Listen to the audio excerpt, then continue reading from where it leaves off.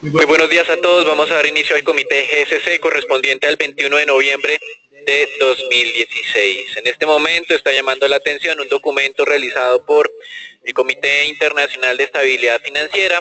Este comité trabajó en conjunto con el Comité de Basilea y algunos reguladores nacionales del sistema financiero para hacer básicamente un seguimiento a lo que ellos consideran las entidades sistémicamente importantes en el sector financiero. Esto tiene ya una denominación en inglés, ya vienen varios años haciendo este seguimiento. En esta ocasión, lo que ha venido recomendando esta junta o este comité de estabilidad financiera internacional es, como pues ustedes han estado acostumbrados a escuchar, un mayor nivel de capital por parte de varias entidades. De manera interesante, Citigroup y JP Morgan son las entidades que, de acuerdo a este análisis, necesitan una mayor nivel de capital frente al nivel que tienen actualmente. Esto supone también pues algunos riesgos de corto plazo para los activos emitidos por ambas entidades. De acuerdo a este comité internacional, tanto Citigroup como JP Morgan deberían incrementar en un 2,5% sus niveles de capital actuales, básicamente a través de emisión de acciones ordinarias o de acuerdo a cómo le vayan desde el punto de vista de registro de utilidades, un equivalente de aquí hasta enero 2019 en esa misma proporción. En el otro grupo de mayor exigencia están Bank of America, BNP Paribas, Deutsche Bank y HSBC. Esto es especialmente interesante teniendo en cuenta que, por lo menos por las evaluaciones que ha venido realizando la Reserva Federal y el Banco Central Europeo, ni Citigroup ni JP Morgan habían tenido en el corto plazo pues algún tipo de requerimiento adicional importante, y si por el contrario el mercado había estado especulando de manera importante con relación al Deutsche Bank, una entidad que, como ustedes bien saben, tiene un nivel de operación en el mercado de derivados muy alta y es contraparte de casi todas estas importantes entidades en el mundo. El resto de jugadores importantes del mercado, todos los nombres que ustedes estén imaginando en este momento, también se encuentran en la lista, pero básicamente las exigencias de capital están entre el 1,5% y el 1%, y hemos evidenciado algunas reacciones un tanto negativas por parte de estas acciones de JP Morgan y Citigroup en este momento, pero pues lo interesante es ver que aparentemente existe una contradicción en lo que están haciendo los reguladores en cada uno de estos, digamos, países o zonas económicas frente a este resultado que ha emitido hoy el Comité Internacional de Estabilidad Financiera.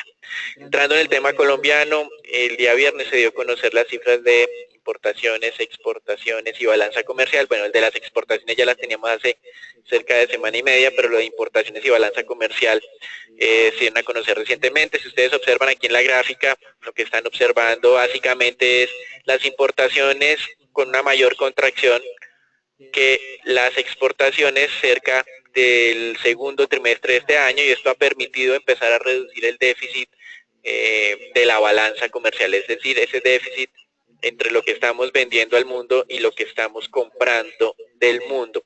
Ese déficit del mes de septiembre, que es la cifra que se dio a conocer el pasado viernes, es cercano al $1.000.000.000. Al cierre del año pasado ese déficit estaba alrededor del 1,5 billones, es decir, que se ha corregido en cerca de un 30% frente a los máximos que se registraban al cierre del año pasado. De todas maneras, el nivel actual de $1 billón de déficit comercial mensual es muy alto, y esto pues es una de las principales vulnerabilidades que tiene la economía colombiana, en conjunto con esos temores sobre el tema tributario. El tema tributario, en teoría, continúan las reuniones con los diferentes participantes del Congreso que liderarían esta ponencia, y también con otros partidos, pero pues todavía no se ha conocido una fecha puntual acerca de cuándo será la primera discusión de manera formal, tanto en la Cámara como en el Senado.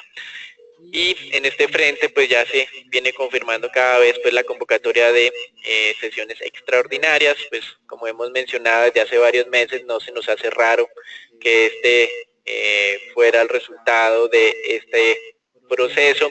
Sin embargo, nos está preocupando que no estamos identificando desde hace cerca de 3 o 4 semanas, por lo menos, que el gobierno cuente con esa unión suficiente para hacer un trámite que sea robusto y que permita estar tranquilos por varios años. Nuestro escenario base entonces es tener aparentemente una reforma tributaria muy parcial, que sea suficiente simplemente para llenar vacíos eventualmente del año 2017 y 2018. Recuerden que el presupuesto del 2017, el inicialmente aprobado, no incluye esta reforma tributaria dentro del ingreso tributario adicional, lo cual supondría que el Congreso tendría que reunirse a comienzos del próximo año para repartir esos recursos que se van a recabar con la reforma tributaria. Pero lo más importante aquí es que para el año 2018, 19, 20, 21 hay varios tributos que van a finalizar, y es aquí donde nosotros vemos que las calificadoras de riesgo van a ser ácidas,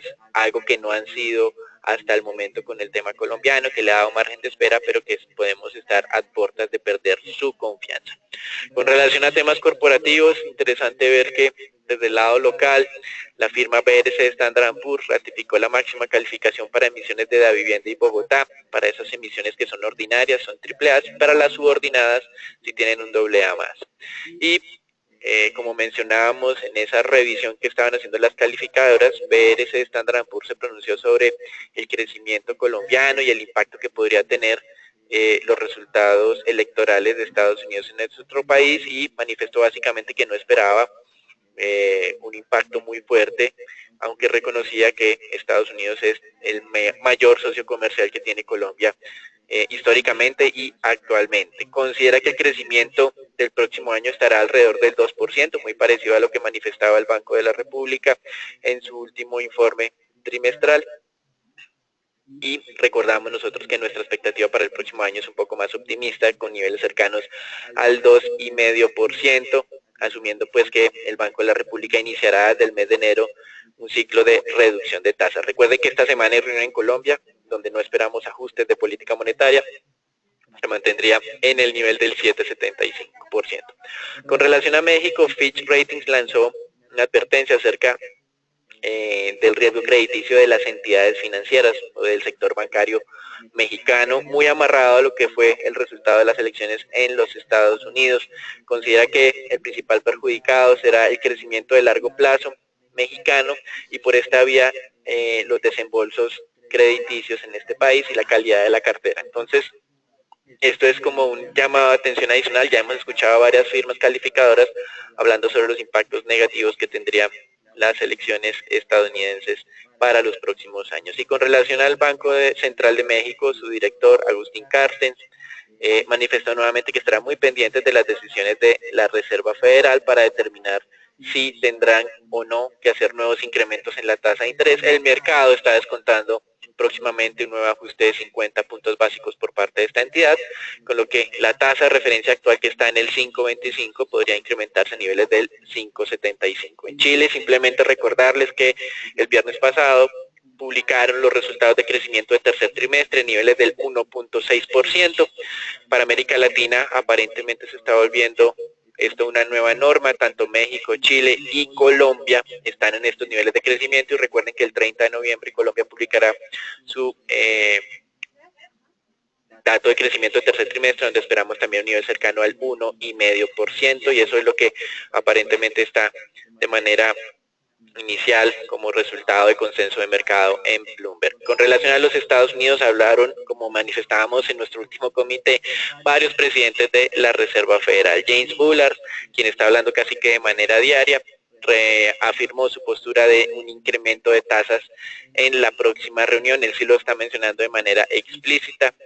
Considera que lo sucedido en el tema político no va a afectar esa perspectiva que tiene para el próximo año. Incluso, es decir, que si bien es cierto pueden proponer planes fiscales, él considera, o él más bien es partidario de estar relativamente quietos durante todo el año. Bullard se diferencia del resto de miembros de la Fed, que esperan 2 incrementos el próximo año claramente. Bullard solo defiende un incremento en esta ocasión, y nuevamente quedarse quietos y esperar para ver cómo van saliendo las nuevas cifras macroeconómicas. Con relación a otros miembros de la Reserva Federal, de la Reserva de Dallas, Robert Kaplan, considera que también es muy probable que en la reunión del 13 y 14 de diciembre la Reserva Federal realice este incremento. Recuerden que en el mercado ya hemos hablado que el nivel de probabilidad descontada a partir de los contratos de futuros es cercana al 95%. William Dudley, quien es el presidente de la Reserva de Nueva York, tal vez uno de los más importantes dentro de el organigrama como tal de la entidad. Recuerden que el presidente de la Reserva de Nueva York siempre tiene voz y voto en las decisiones. Considera que por el momento, como se han venido ajustando los mercados, ha sido coherente con las expectativas que se tienen de política económica. Y pues no cree que sea preocupante estos incrementos de tasas de interés por parte de las tasas de los tesoros. Entonces, pues básicamente le está bajando un poquito de importancia a esos aumentos acelerados de tasas de los tesoros de cerca de 50 puntos básicos desde que hemos tenido el conocimiento del resultado de las elecciones en este país. Esther George, gobernadora de la Reserva de Kansas, quien ha defendido siempre los incrementos de tasas de interés en contra de la mayoría de miembros de esta entidad, volvió a reiterar que espera hacer un incremento más temprano que tarde para evitar riesgos futuros, y esos riesgos también fueron mencionados por parte de la presidenta de la Reserva Federal en su testimonio de la semana pasada en el Comité Conjunto Económico del Congreso. Esto es básicamente como una estrategia para evitar que en los próximos años la Reserva Federal tenga que actuar de manera más agresiva, pues históricamente se ha identificado que si la Reserva Federal tiene que actuar de manera agresiva, generalmente ha producido un efecto recesivo posteriormente. Entonces, por eso Esther George ha defendido la idea de hacer el incremento cuanto antes. Y un gobernador de la Reserva, miembro como de la Junta Directiva de la entidad, Jerome Powell, considera que es importante dinamizar la demanda doméstica asiática, pero también lanzó como una advertencia acerca de lo que sería el comercio internacional. Considera que es un pilar fundamental para el crecimiento económico futuro y es simplemente un llamado de atención a todos esos movimientos políticos que están buscando medidas proteccionistas. Esta recomendación que está dando Jerome Powell en Asia también se enmarca en ese desbalance internacional que está motivando el surgimiento de estos movimientos políticos proteccionistas. Y es que Asia se ha caracterizado en las últimas décadas por tener un superávit comercial que ha generado, digamos, estos riesgos que estallaron ya en las crisis del 2008 y posteriores. Entonces es importante ver aquí que lo que está buscando es reafirmar esa idea que tiene China de tener una demanda digamos interna más fuerte, pero como ustedes bien saben, el crecimiento chino, y se lo hemos resaltado siempre, está fundamentado en endeudamiento y en inflar una burbuja inmobiliaria, que es un factor de riesgo futuro. En Europa, la primera ministra británica decidió anunciar que tiene un plan de reducción de impuestos corporativos y que va a buscar que el Reino Unido tenga los impuestos corporativos más bajos del G20. Recuerden también el anuncio que hizo Donald Trump de buscar un ajuste fiscal en el que las compañías sean, digamos, más competitivas. Lo interesante acá es que si todos los gobiernos se embarcan en el mismo tipo de política, pues a la larga no va a haber ningún tipo de ganancia relativa desde el punto de vista competitivo, y sí va a haber un efecto importante desde el punto de vista del recaudo tributario. Entonces estamos en un riesgo muy parecido en lo que es el comercio internacional, donde cada país va tomando decisiones de manera autónoma, buscando en teoría su mayor beneficio, pero cuando todos los países actúan de la misma manera, en términos generales lo que se tiene es una situación peor de la inicial. Y en Japón, nuevamente indicador de exportaciones con un descenso del 10%. A pesar de esto, el mercado accionario, como ustedes lo han visto recientemente, ha tenido una dinámica positiva, fundamentado en un debilitamiento del yen frente al dólar, pero las cifras de exportaciones todavía no están mostrando o no están respaldando esta buena dinámica del mercado accionario. El mercado esperaba en términos generales una contracción cercana al 9%, como mencionamos, la contracción fue un poco más fuerte. Las importaciones también cayeron en Japón, de hecho lo hacen de manera más fuerte, 16,5%, y pues la balanza comercial japonesa volvió a registrar un superávit cercano a los 500.000 millones de yenes, y esto pues simplemente es un llamado de atención acerca de lo que mencionaba Jerome Powell de la Reserva Federal, donde recomendaba en Asia un crecimiento interno de su demanda para ir balanceando la economía. Japón recientemente había tenido déficit comerciales consecutivos, pero este año ha retornado a los números verdes en este indicador. Con relación a los indicadores que se tienen para esta semana, es una semana, digamos, entre comillas, más tranquila que lo que fue la semana pasada, teniendo en cuenta pues el abundante flujo de noticias correspondientes o relacionados a las declaraciones de los diferentes miembros de la Fed y también a los indicadores de inflación en los Estados Unidos. Esta semana algunos indicadores desde el punto de vista de sector inmobiliario en Estados Unidos y eventualmente creemos que pues como que la dinámica de mercado relacionada a estas publicaciones macroeconómicas no va a ser tan fuerte. En América Latina, destacar Colombia, la publicación de el PIB anual aparentemente ha sido anticipado hacia el día 25 de noviembre, se tenía previamente hacia el 30 de noviembre. La expectativa, como mencionábamos, es del 1,5%. Recuerden que la moda que se ha tenido en América Latina es estar haciendo revisiones a la baja de los pronósticos de crecimiento, donde Perú pues aparentemente ha sido el único país que ha mantenido ajeno a esta dinámica.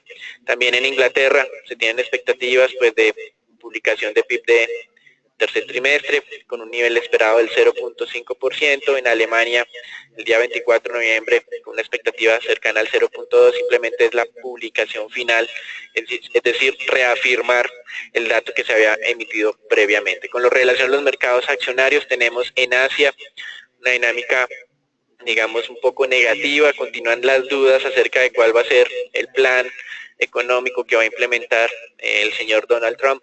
Y en Europa, pues estos anuncios también de ese comité de estabilidad financiera mostrando requerimientos adicionales de capital por parte de todas las entidades importantes o los nombres que el mercado reconoce de manera fácil, pues sin embargo va a mantener las presiones en este sector que también pues se ha visto beneficiado de corto plazo por el incremento de tasas de interés de los principales títulos de renta fija. Entonces, digamos que esto no ha terminado aún, aparentemente es como un respiro que está tomando los mercados en términos generales con relación a lo que fueron las elecciones en Estados Unidos, pero continúan las dudas. Interesante ver los anuncios que lanzó Facebook, se parecen a los de Google, mostrándose muy inclinado a incrementar su participación en el Reino Unido. Facebook anunció que espera incrementar su fuerza laboral en un 50% en esta economía. Y en América Latina tenemos una dinámica mixta al cierre de la semana pasada. Como mencionamos, también aparentemente ese respiro que está tomando el mercado no quiere decir que las tensiones se han finalizado, los niveles de incertidumbre persisten y están muy pendientes de ver la moderación del discurso por parte del Donald Trump. Eso es todo por ahora, los dejamos con Agustín. De hecho, llamó la atención el fin de semana los diferentes nombramientos que hizo el señor Trump referente a su nuevo gabinete, prácticamente los primeros nombramientos que ha realizado este personaje tienen que ver con defensa y el nombramiento del nuevo director de la CIA. Entonces, está muy en línea con lo que venía mencionando en sus discursos anteriores y esta semana el mercado estará muy atento a los nombramientos, principalmente el secretario del Tesoro, donde suenan algunos exfuncionarios de diferentes empresas de Wall Street. Importante también tener presente que lo que más se está moviendo el mercado el día de hoy tiene que ver con la evolución positiva en el comportamiento del WTI, sobre el cual hablaré más adelante. En lo que tiene que ver con el Standard & Poor's, esta semana el mercado estará atento a esa potencial ruptura de los 2.200 puntos, una zona de resistencia que hemos venido estudiando hace un par de semanas. Nuestra visión, les recuerdo, sobre este mercado continúa siendo positiva mientras la zona de soporte de 2.100 continúe consolidándose. Esta semana simplemente el mercado estará atento a dos o tres compañías relevantes de Standard & Poor's. Les recuerdo que a la fecha ya el 95% de las compañías ha entregado resultados. Hewlett Packard y Deere entregarán resultados esta semana.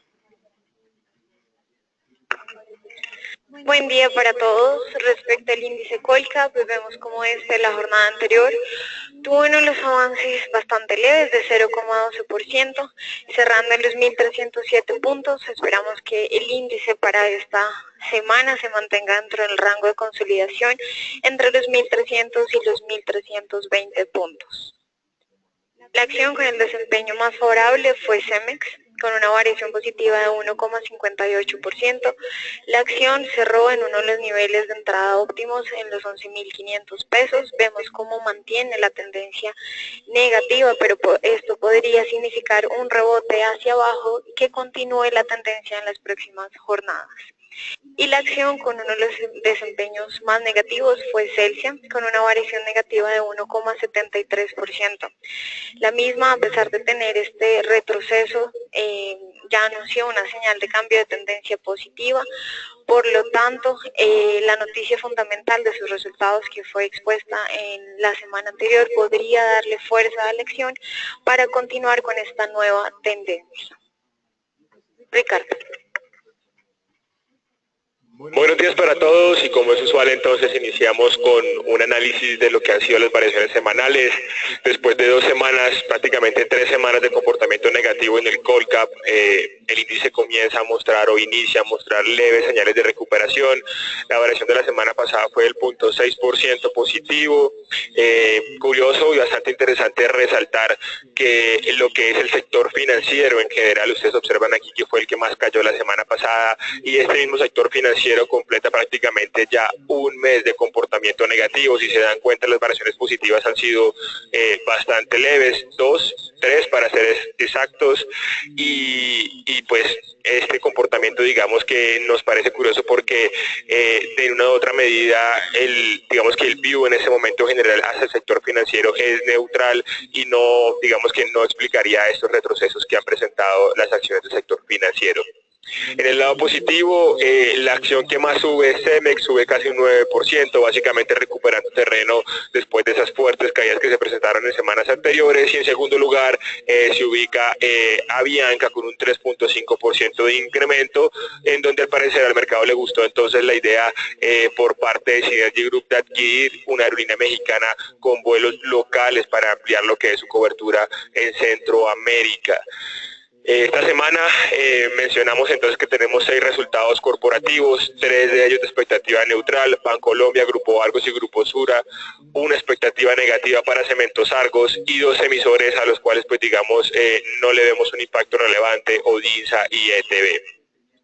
Dado que la semana pasada tuvimos una sorpresa de sesgo positivo en los resultados corporativos por parte de Canacol, Ecopetrol y Celsia, y esta semana estamos esperando que Bancolombia cumpla esa expectativa por lo menos de unos resultados neutrales, que debería de una otra forma pues ayudar el precio de la acción. Esperamos que el índice tenga un comportamiento positivo, teniendo en cuenta que Bancolombia pues compone prácticamente el 20% del índice Colcap. En nuestras expectativas de resultados, mencionarles entonces que la expectativa en Bancolombia es neutral. Los resultados serán hoy a cierre de mercado, y nuestra expectativa neutral es básicamente explicada por varios factores. El primero de ellos, una mejora en lo que es el margen de intermediación, el margen neto de interés. El segundo es que no esperamos un impacto relevante en provisiones, teniendo en cuenta pues que en medios de comunicación y en diferentes otros medios pues no se han visto digamos algún tipo de reestructuración significativa en una entidad comercial grande. El tercero es que los crecimientos de cartera serán moderados. Ya lo hemos mencionado desde inicio de año, que el crecimiento de la cartera se viene desacelerando.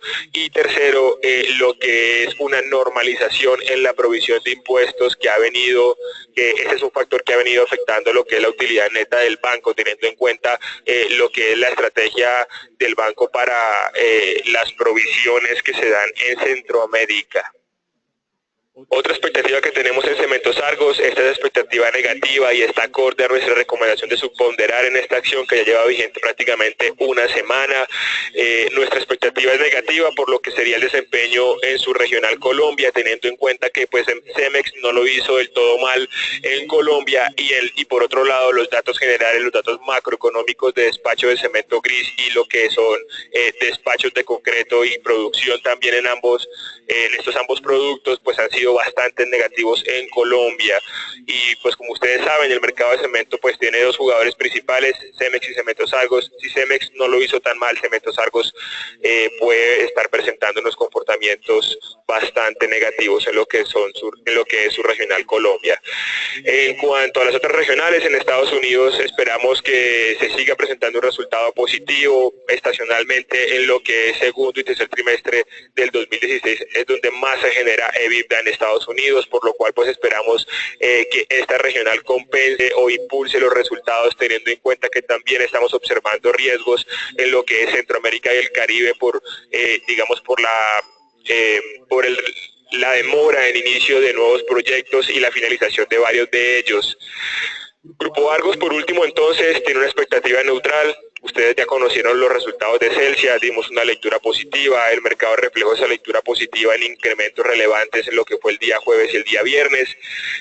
Sin embargo, pues esta expectativa negativa en Cementos Argos y la no espera de una sorpresa en lo que son los resultados de Odinsa nos impulsa entonces a dar una lectura o una perspectiva, neutral a los resultados de Grupo Argos. En este orden de ideas, entonces, como lo venía diciendo, si el sector financiero iniciando con Bancolombia cumple por lo menos unos resultados neutrales, las acciones del sector financiero deberían de comenzar a recuperarse de manera leve. Importante mencionar que todas las acciones del sector financiero habían presentado o estaban presentando precios por encima de lo que estaba dando el mercado. Por eso menciono que esa expectativa no explica la totalidad del retroceso, sí una pequeña parte, pero pues el retroceso ha sido bastante amplio en cuanto a lo que teníamos en mente.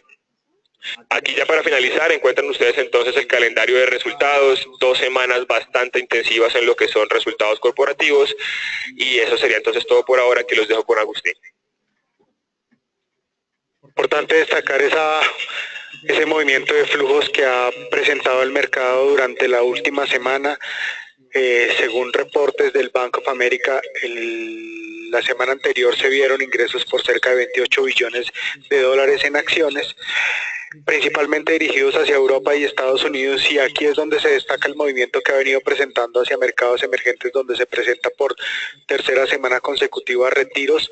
Para esta semana se observaron salidas por cerca de 5.4 billones de dólares en acciones de mercados emergentes, al igual que un movimiento del cual hablará Philip más adelante, lo que tiene que ver con el mercado de bonos, donde en los mercados emergentes se observan salidas por cerca de 7 billones de dólares durante la semana anterior.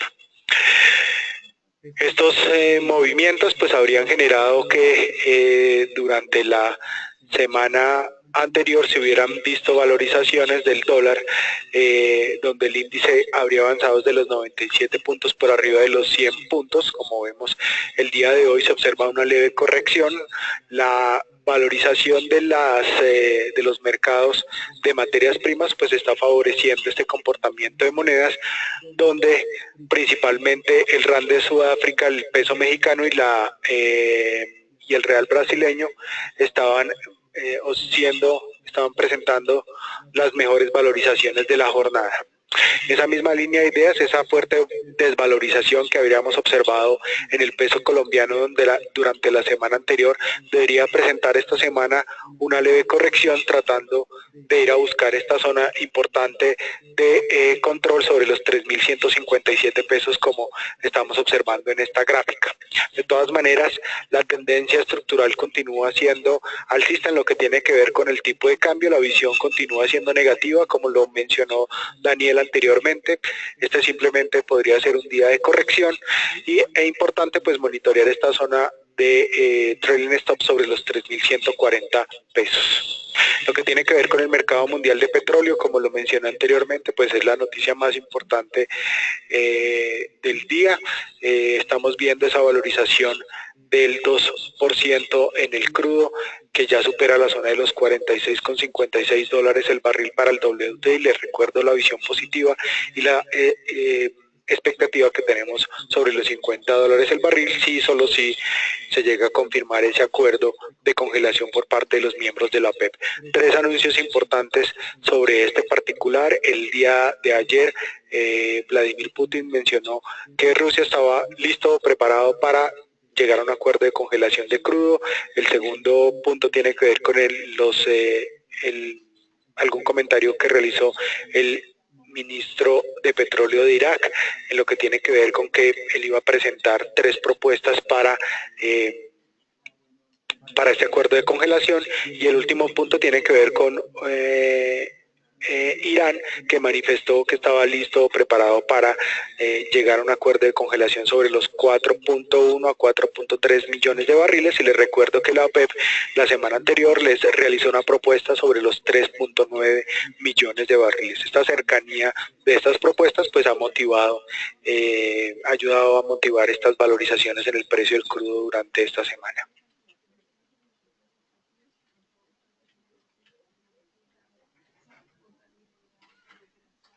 Gracias, Agustín. En el tema de renta fija estamos como en ese mismo ambiente como de esperar, volver a asimilar qué otras implicaciones o qué verdaderamente será el impacto que se tendrá en el mercado relacionado a la política monetaria y política fiscal más bien de la administración de Donald Trump. Con relación a esto, hoy estamos observando valorizaciones de mercados de renta fija cercanos a un punto básico, luego de esas pérdidas que se alimentaron ya por cerca de 2 semanas acumuladas. Los inversionistas pues muy atentos a lo que serían declaraciones de miembros del Banco Central Europeo, teniendo en cuenta esa controversia latente que existe entre los funcionarios alemanes y el presidente del Banco Central Europeo frente a la posibilidad de hacer o no incrementos en ese plan de estímulo monetario. Entonces es interesante ver aquí lo que serían esas declaraciones de miembros del Banco Central Europeo, así como también publicaciones de los PMIs para todo el mundo en general.